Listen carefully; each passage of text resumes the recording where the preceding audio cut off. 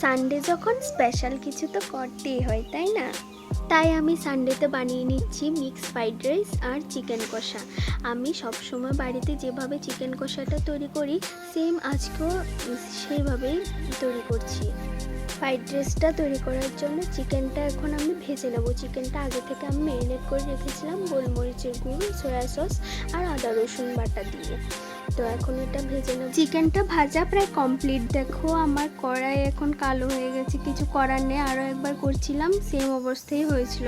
এখন এগটা আমি ঝুড়ো করে নেব ফ্রাইড রাইসে দেওয়ার জন্য।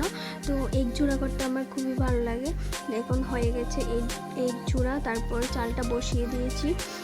চালটা হয়ে গেলে এখন বসিয়ে দেবো ফ্রাইড রাইস। তো এর জন্য দিয়েছি জিরা, তারপর এলাচ, দারচিনি, লং, তারপর সবজিগুলো ভেজে নেব। ঘরে সবজি ছিল না, যা ছিল আমি তাই দিলাম। গাজর ছিল, অনিয়ন ছিল আর কাজু বাদাম দিয়ে দিয়েছি।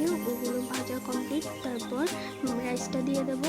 সবগুলো রাইস দেওয়ার পর ভাজা ভাজা হলে রাইসগুলো দেন দেব সুগার দেব, সয়া সস দেব, নুনটা চেক করে নুন দিতে হবে।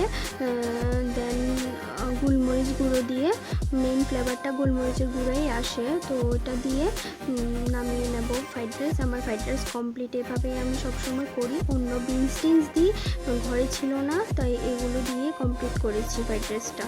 খেতে অনেক টেস্ট হয়েছিল, সবাই অনেক প্রশংসা করছিল, না খুব টেস্ট হয়েছে। আর আমি নিজে রান্না করেছি, আমি নিজেও বলছি অনেকটা খেতে ভালো হয়েছে। উপরে একটু ঘি দিয়ে দিয়েছি, আর আমি ঘিটা তো ভালো খাই না, তাই পরিমাণে একটু কমই দিয়েছি।